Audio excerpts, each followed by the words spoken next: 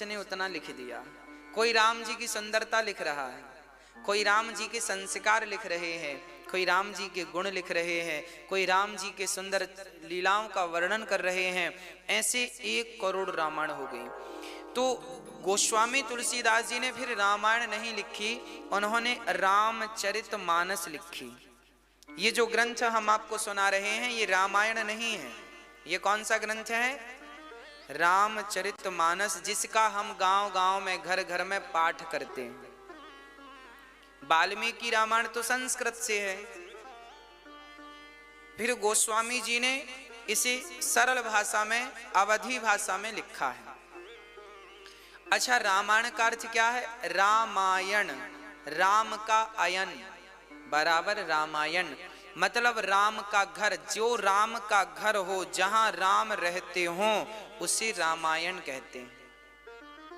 रामायण, जहां राम हो उसे रामायण कहते हैं। राम का घर क्या है? मंदिर। भगवान हमारे लिए जो मंदिर है राम का, वो राम के लिए क्या है? उनका, हमारे लिए मंदिर है, उनके लिए घर है। तो मंदिर यदि हम जाते हैं तो वहां एक शर्त होती है कि हम स्नान ध्यान करके मंदिर में साफ सुथरे होकर जाएं, है ना? तो रामायण पढ़ने का अधिकारी कौन? जो विचारों से साफ सुथरा हो, जो पवित्र हो चुका हो मन से। वो प्रवेश कहां करे? रामायण में। और रामचरितमानस का अर्थ है, मानस कहते हैं सरोवर को। मान सरोवर भी आपने सुना होगा। और मानस, रामचरितमानस, जहां राम नाम के चरित्र का, जहां राम का और राम के चरित्र का जल भरा हो। सरोवर है ना, राम नाम का रस है। जिस सरोवर में राम नाम रूपी रस भरा हो, उस सरोवर को कहते हैं रामचरितमानस। तो रामायण मतलब मंदिर और रामचरितमानस मतलब सरोवर। तो आप ये बताओ, मंदिर जाने के पहले हमें कहाँ जाया जाता है? सरोवर, मतलब शुद्धि करने। स्नान कर लो, नहा धो लो, तब तो मंदिर जाने के अधिकारी बनोगे। बिना नहाए कोई मंदिर थोड़ी जाता है। तो रामायण में प्रवेश करना है तो पहले रामचरितमानस में प्रवेश करो, क्योंकि ये वह सरोवर है जो आपके शरीर में लगी जन्म जन्म की पाप की मैल, कपट की मैल, लोभ की मैल, अहंकार की मैल, हमारे शरीर में जो जन्म जन्म की मैल लगी है वो साफ करना हो तो कहाँ साफ करेंगे? बोले रामचरितमानस के सरोवर में डुबकी लगा करके हम उसे साफ कर सकते हैं। ये वह सरोवर है जो हमारे आदि व्याधि इत्यादि दोषों को, विकारों को मिटाने वाला ग्रंथ है। ये जब कोई बीमार होता है ना, तो उसे पहले औषधियों के एक तालाब में, एक छोटी सी जगह पर 2-4 बाल्टी पानी डालकर और उसमें औषधियां घोल के उस रोगी को स्नान कराया जाता है।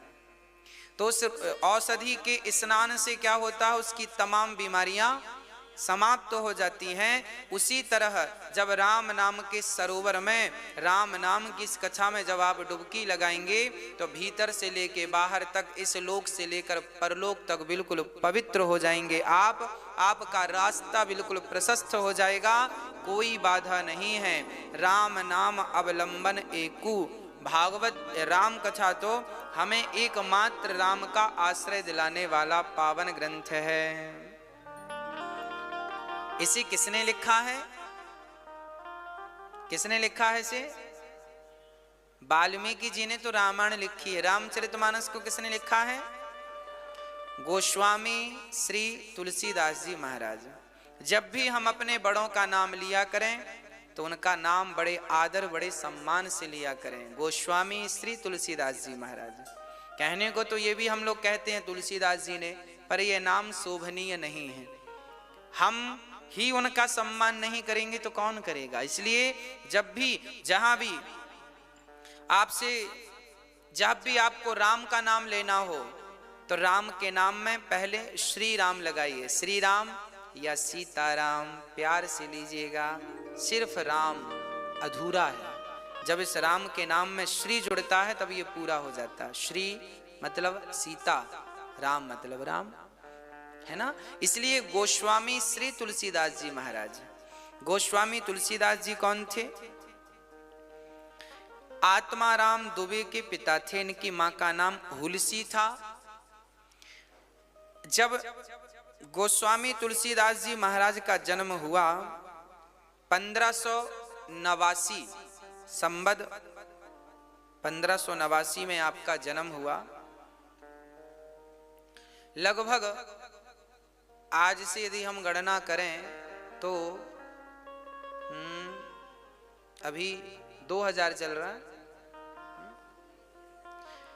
तो लगभग 500 वर्ष पहले, लगभग 500 वर्ष पहले श्री गोस्वामी तुलसीदास जी का प्राकट्य हुआ। कब हुआ? संवत तारीख लिखी है 1589। राजापुर गांव था उत्तर प्रदेश में, था क्या है उत्तर प्रदेश में राजापुर ग्राम में गोस्वामी तुलसीदास जी का जन्म हुआ। अच्छा, जब जन्म हुआ तुलसीदास जी का तो जन्म लेते ही इनकी मां चल बसी। कुछ दिनों बाद इनके पिताजी चल बसे। फिर इन्हें किसी पड़ोसी ने पाला तो पड़ोसी भी निकल पड़े। अब गांव में हल्ला हो गया कि ये बच्चा तो शुभ नहीं है। अच्छा, गोस्वामी जी का जब जन्म हुआ था तो इनके 32 दांत उपलब्ध थे। लोग अपशगुन मान रहे थे कि ये बच्चा जहां रहेगा वहां का नाश कर देगा।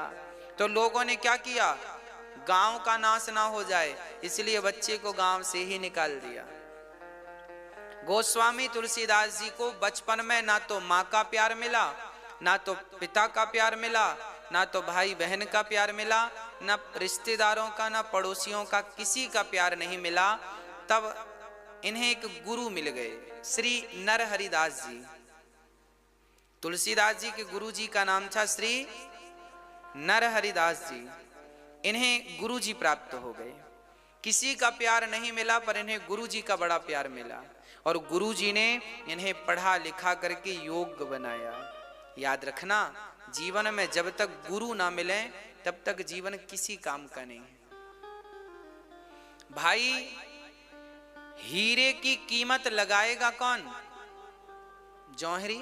तो जब तक हीरे को जौहरी ना मिले तब तक हीरे की कीमत क्या है?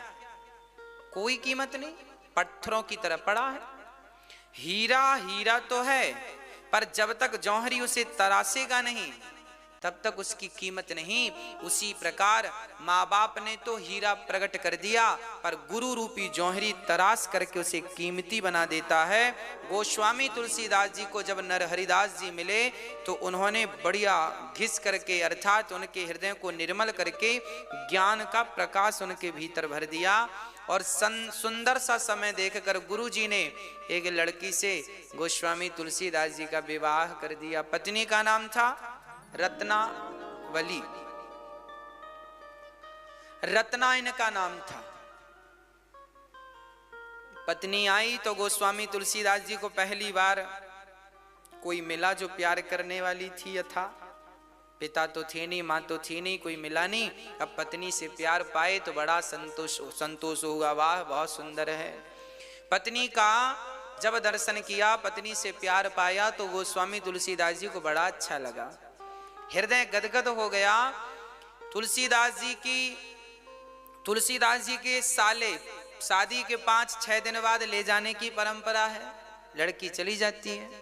तो तुलसीदास जी महाराज जब जाने लगे, तुलसीदास जी की पत्नी को भाई लेने आया, साले साहब लेके जाने लगे। तुलसीदास जी बोले कहाँ जा रही हो?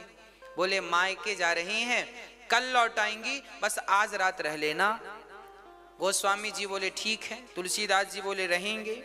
पत्नी तो चली गई पर तुलसीदास जी सोच तो लिए थे कि रह लूंगा, पर उसके बिना एक रात वो रह ना सके। रात को ही उसकी याद आने लगी तो तुलसीदास जी रात को चलने लगे मिलने के लिए। पानी बरस रहा था, चल पड़े। पांव मिट्टी में धंसते हुए पानी गिर रहा था, आगे चलते गए, एक नदी थी, नदी में मुर्दा बहता जा रहा था। पत्नी के प्यार में इतने आसक्त थे कि वो हर जगह अपनी पत्नी को देख रहे थे, हर जगह अपनी पत्नी ही पत्नी दिख रही थी। अब तो मुर्दे को नाव समझ लिया तुलसीदास जी ने, और नाव समझ करके तुलसीदास जी उस मुर्दे को नाव समझ करके पार हो गए। और जब घर पहुंचे तो एक सांप पत्नी के कमरे में प्रवेश कर रहा था। तुलसीदास जी को लगा मेरी पत्नी ने रस्सी डाल रखी है मेरे लिए, तो सांप को पकड़ करके तुलसीदास जी चढ़ गए। रात के 2 बजे पत्नी को जगाया, सुनो रत्ना, सुनो रत्ना। पत्नी जागी, आप यहां कैसे आए? तुमने बुला लिया। रत्ना बोली, मैंने कैसे बुला लिया? बोले, तुमने नदी में नाव रखवाई और अपने घर में रस्सी बांध दी। मैं समझ गया तुम मुझसे बड़ा प्यार करती हो। पत्नी बोली, मैंने कब रस्सी बांधी? बोले, देखो तुम्हारे कमरे में बाहर की तरफ रस्सी लटक रही है। रत्ना ने झांक कर देखा तो काला नाग। डर गई, और रत्ना ने जो जवाब दिया, स्वामी जी जितना प्यार आपने हमसे किया, जितनी लगन हमसे लगाई, इतनी भगवान से लगाई होती तो कल्याण हो गया होता। बस पत्नी के ये वचन थे कि हृदय विदीर्ण हो गया गोस्वामी तुलसीदास जी का।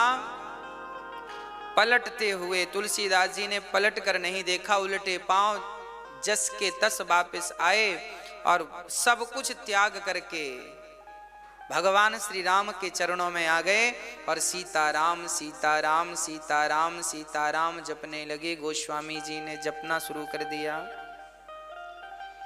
पत्नी के एक शब्द ने तुलसीदास जी को वैरागी बना दिया। क्या कहा? जितना प्यार हमसे करते हो इतना भगवान से करो। आप लोग भी अपने पतियों को कहा करो कि हमसे प्यार करते हो, भगवान से करो। कहते हो कि नहीं मैया जी? आपको डर लगता है सचमुच तुलसीदास ना हो जाए कहीं कह दिया और तुलसीदास हो गए तो, इसलिए माता नहीं कहती। तुलसीदास को तुलसीदास बनाने में उनकी पत्नी का बहुत बड़ा योगदान था। अच्छा, तुलसीदास जी इतने बड़े भक्त कैसे बन गए? तुलसीदास जी इतने बड़े भक्त इसलिए बन गए क्योंकि तुलसीदास जी अच्छे प्रेमी थे। जिनको प्रेम करना आता है उनको भगवान को प्राप्त करने में कठिनाई नहीं। देखो, प्रेम करना तुलसीदास जी को आता था, बस बात यह थी कि वो प्रेम पत्नी से करते थे। अब पत्नी के एक मर्म वचन ने पत्नी ने भगवान की तरफ मोड़ दिया। भाई, गाड़ी चल रही है बड़ी स्पीड में, वो सीधी जाएगी तो सीधा लक्ष्य प्राप्त करेगी, और थोड़ा सा टर्न कर दोगे तो वो चल तो रही है, चाहे वो आप सीधा ले जाओ या इस तरफ ले जाओ। अब कहां ले जाना है मर्जी आपकी। प्रेम आपसे आता है करना। अब आप दुनियादारी से, दुनिया के लोगों से प्रेम करते हैं तो वो प्रेम नर्क की तरफ ले जाता है, और वही प्रेम भगवान के चरणों में हो जाए तो वो मोक्ष की प्राप्ति करा देने वाला प्रेम बन जाता है। राम ही केवल प्रेम प्यारा, और तुलसीदास जी प्रेम करना जानते थे। पत्नी से प्रेम किया, फिर धीरे से भगवान से। जो प्रेम पत्नी से था, फिर पत्नी की जगह उन्होंने भगवान को खड़ा कर लिया तो प्रेम भगवान से हो गया। आप लोग भी जहां प्रेम करते हैं, अच्छा आप लोग किन से प्रेम करते हैं? आप लोग करते हैं कि नहीं अपने पति से प्रेम? नहीं, पति से नहीं करते, भगवान से बस करते हो। अरे जिनके हैं वो तो बताएं। हाँ, जिनसे प्रेम आप करते हैं, यदि आप अपने बेटे से प्रेम करते हैं तो बेटे की जगह भगवान को खड़ा करो। आप पति से प्रेम करते हैं तो पति की जगह भगवान को खड़ा। आप पत्नी से प्रेम करते हैं तो पत्नी की जगह। आप दुकान पैसों से प्रेम करते हैं तो उसकी जगह। जिससे हम प्रेम करते हैं उसी जगह भगवान को खड़ा कर लेने से क्या होगा? वो प्रेम भगवान से माना जाएगा और उस प्रेम से कल्याण हो जाएगा। वो प्रेम पावन हो जाएगा, वो प्रेम पवित्र हो जाएगा। तो गोस्वामी जी ने बड़े भाव से बड़े सुंदर ढंग से रामचरितमानस की आपने रचना की, बड़े सुंदर ढंग से आपने लिखा। क्या लिखा है गोस्वामी जी ने? गोस्वामी जी ने सबसे पहले श्लोक लिखे हैं, वर्णानाम अर्थ संघानाम। गोस्वामी तुलसीदास जी को भगवान का दर्शन किसने कराया पता है? हनुमान जी ने। और हनुमान जी का दर्शन किसने कराया? एक प्रेत ने कराया था। गोस्वामी जी रोज खुले में शौच करने जाते थे, तो शौच के बाद जो पानी बचता था उसे झाड़ियों में फेंक देते थे। रोज का नियम था, उसी रास्ते रोज जाना, पानी रोज फेंकना। उस झाड़ी में एक प्रेत रहता था, और जो प्रेत रहते हैं ना, भूत प्रेत, ये गंदा पानी ही पीते हैं, शौच इत्यादि का। तो लोग कहते हैं महाराज जी ये पहले भूत प्रेत ज्यादा थे, अब कम क्यों? अब हमने कहा प्यास से मर गए सब। पहले लोग खुले में जाते थे शौच करने, बचा फेंक देते थे तो कुछ 2-4 बूंद इन्हें मिल जाती थी। अब सबके घर में टॉयलेट बन गई है तो सब प्यास से मर गए सब। सब प्रेत मर गए। अच्छा है। गोस्वामी तुलसीदास जी रोज पानी फेंकते, एक दिन वो पानी डाला उन्होंने कि प्रेत वहां से प्रकट हो गया। बोला प्रेत, बाबा मैं तृप्त हो गया, तुमने मेरी रोज प्यास बुझाई है, अब मेरा मोक्ष होने वाला है। अब बताओ, तुमने मेरी सेवा की है, पानी पिलाकर बताओ मैं तुम्हें क्या वरदान दूं, कुछ मांग लो। तुलसीदास जी ने कहा भैया यदि कुछ देना चाहते हो तो मुझे राम का दर्शन करा दो। देखो सच कहता हूं, हमसे यदि मांगना आ गया तो भगवान को देने में बड़ा अच्छा लगता है। तुलसीदास जी प्रेत से बहुत कुछ मांग सकते थे, धन दौलत तो वो यूं ही चुटकियों में दे देता, पर तुलसीदास जी ने मांगा क्या? हमें राम का दर्शन करा दो। तब उस प्रेत ने कहा, तब उस प्रेत ने कह दिया कि आप जब कथा सुनाते हैं तो वहां पर जो बूढ़े से बुजुर्ग से एक वृद्ध पुरुष आते हैं, कंबल ओढ़कर, मक्खियां पास में रहती हैं, बस उनके चरण पकड़ लेना। उस रूप में रोज आपकी कथा सुनने श्री हनुमंत लाल जी आते हैं। अब तो गोस्वामी जी दंग रह गए, हे भगवान, कथा सुनने रोज हनुमान जी आते हैं? हाँ, जहां कथा होती है ना वहां हनुमान जी जरूर। राम कथा सुनबे को रसिया, राम लखन सीता मन। हनुमान जी बड़े रसिया हैं कथा के, खूब प्रेम से कथा सुनते हैं। तुलसीदास जी रोज कथा सुनाया करते थे तो हनुमान जी सुना करते थे। अब की बार जब गोस्वामी जी ने कथा सुनाई तो तुलसीदास जी महाराज ने देखा कि सचमुच एक बुजुर्ग बैठा है।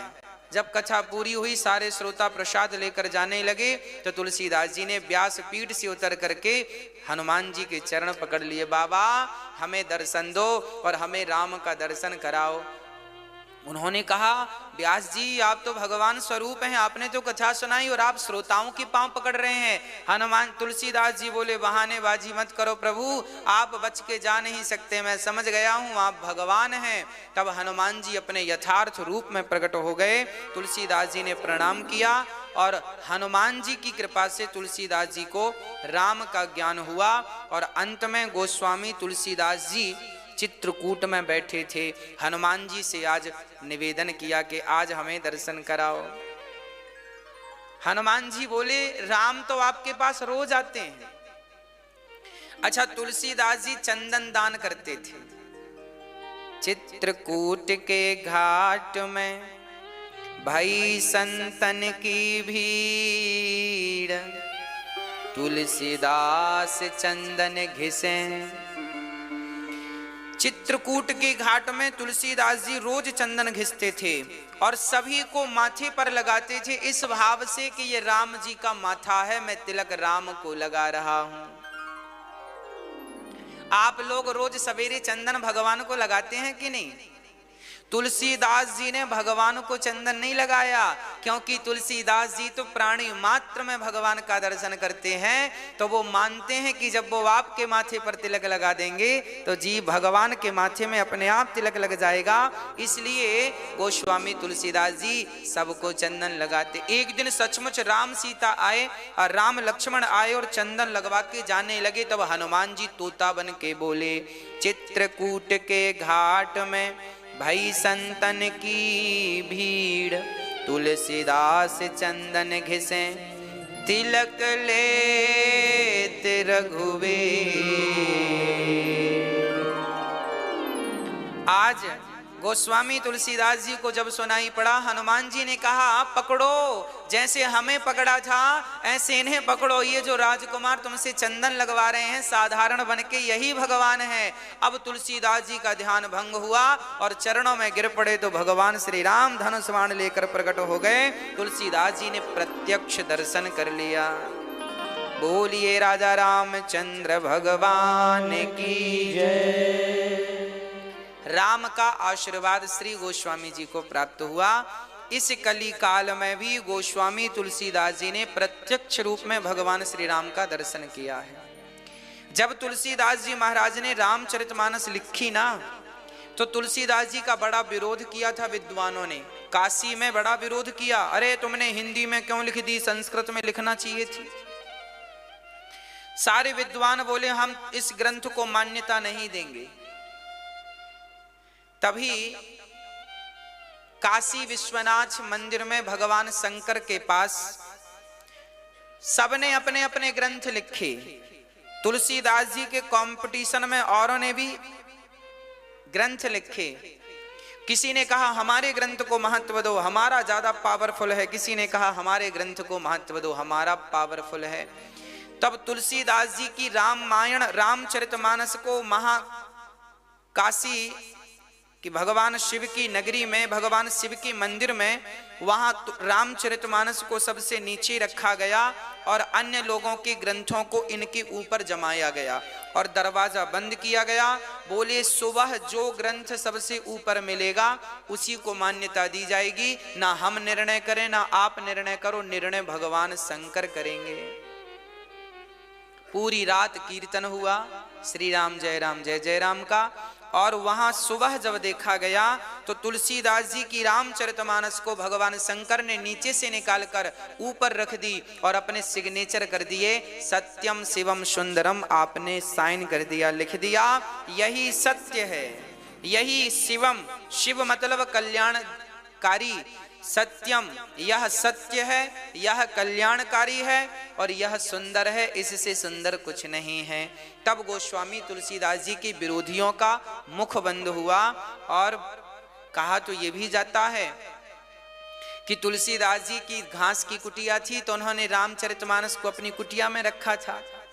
तो कुछ लोग जिन्हें आज हम आतंकवादी कहते हैं, कुछ विरोधी लोग रामचरितमानस को चुराने ले गए थे। चुरा के फाड़ के या जला के फेंक देंगे, क्योंकि जलने वाले तो उस जमाने में भी थे ना। तुलसीदास जी से जलते थे कि भाई इन्होंने इतना ख्याति प्राप्त कर ली, इतना बड़ा ग्रंथ तैयार कर लिया।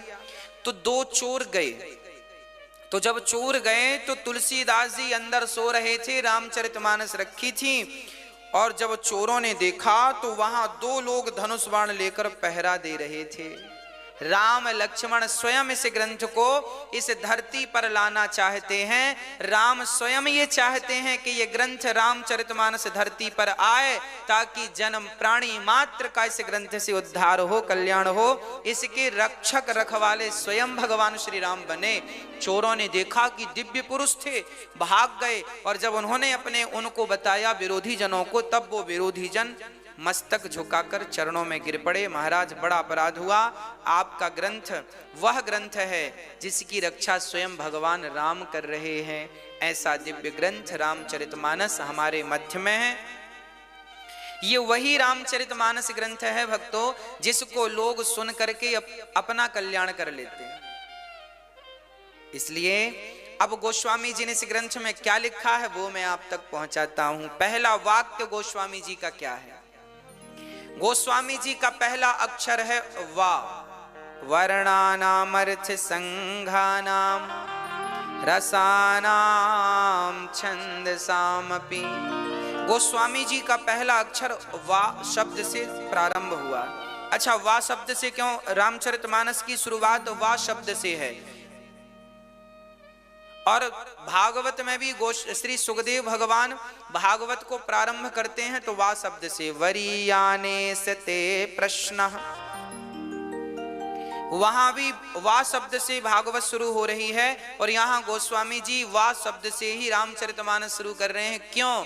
क्योंकि जो वा शब्द है ना, ये ब्रह्म सूचक है। वा मतलब ब्रह्म, ये ब्रह्म सूचक शब्द है। और याद रखो, जिसके भीतर जो होता है वही निकलता। किसी ने गालियां दी तो आप गुस्सा ना होया करो। आपको जब कोई गालियां दे तो आप गुस्सा ना होया करो। आप ये समझा करो कि बेचारे के भीतर यही भरी पड़ी हैं तो यही निकल रही हैं। बोलो क्या निकलती है? हमने अपने पॉकेट में 2-2 हजार के नोट रखे तो क्या निकलेंगे? और 500-500 के रखे तो, और 100-100 के रखे तो, और 10 का रखा तो। हाँ, उसी प्रकार जिसके भीतर से जो निकल रहा है मतलब उसके भीतर वही भरा पड़ा है। मेरे भीतर से कथा निकल रही है तो मेरे भीतर कथा है। तुलसीदास जी के भीतर भी भगवान समाये थे, ब्रह्म समाये थे उनके भीतर। इसलिए जब उनकी वाणी खुली तो ब्रह्म सूचक शब्दों से उनकी वाणी प्रारंभ होती है। पहला अक्षर वा इसलिए क्योंकि उनके अंदर ब्रह्म समाये है। सी राममय, राम बाहर भी हैं, राम भीतर भी हैं। राम हमारे भीतर हैं, हम राम के भीतर है। यह मय शब्द का व्याख्यान गोस्वामी जी आगे करेंगे। कहने का तात्पर्य यह है, वा शब्द ब्रह्म सूचक है। आप मूली खाओगे तो डकार किसकी आएगी? और लहसुन प्याज खाओगे तो हाँ जी, जो खाएगा वही तो डकारेगा। अब आपको कोई गाली दे तो गुस्सा ना किया करो, क्योंकि बेचारे के भीतर जो भरा था निकाल रहा है ना। इसलिए निकालने दो, हल्का हो जाएगा बेचारा। ज्यादा वजन रख लिया ना, निकालने दो। हाँ, आपको गुस्सा नहीं करना। अब आप भी उसको गालियां देने लगेंगे तो फिर आपके अंदर भी वही भरा है। इसलिए आप वो मत दो जो वो दे रहा है। आप संस्कारी हैं, समझदार हैं, तो आपकी वाणी तो अच्छी होनी चाहिए। अच्छा, गोस्वामी जी वर्णन करते हैं वर्णानाम अर्थ संघानाम रसानाम छंदसामपि। गोस्वामी जी सबसे पहले वंदना करते हैं शब्द की, अक्षरों की। वर्णानाम अर्थ संघानाम, समस्त वर्ण, काखा गाघा चाछा जाझा, जो भी वामन अक्षर है। अक्षर मैंने कहा था ना, आ पहला अक्षर है हमारा आ, और आखिरी क्षत्रज्ञ क्ष, तो इसलिए हुआ अक्ष। फिर हमने लगाया रा, अक्षर, क्या बन गया? अक्षर। रा तो बाद में लगा है। असली 2 अक्षरों से पूरी वर्णमाला का बोध होता है। अक्ष, बोलिए अक्ष। बस इतना कहने से समस्त वर्णमाला का बोध हो गया। पहला शब्द आ, आखिरी क्ष, क्षत्रज्ञ, तो अक्ष, अक्षर। तो गोस्वामी जी पहली वंदना किसकी करते हैं? अक्षरों की। क्योंकि रामचरितमानस का बोध हमें किससे होगा? अक्षरों से ही तो होगा भाई। हम विद्वान कहां से होते हैं? अक्षरों से तो होते हैं। काखा गाघा भी तो अक्षर पढ़ा हमने। देखो, आपके बीच में बैठने का अवसर मिला। भाई इस दुनिया में बिना अक्षर का कुछ नहीं। तबला भी सीखते हैं ना तो उसमें भी अक्षर होते हैं। तबला बजता ना, धागे न तीना कधे न, धागे न तीना कधे न, धागे न, देखो अक्षर है। हारमोनियम बजाएंगे तो सारे गामा पा धा नी सा, अक्षर है। इसका अर्थ है अक्षर ही ब्रह्म है। इसी को बोलते हैं शब्द ही ब्रह्म है। क्या है? शब्द ही। तो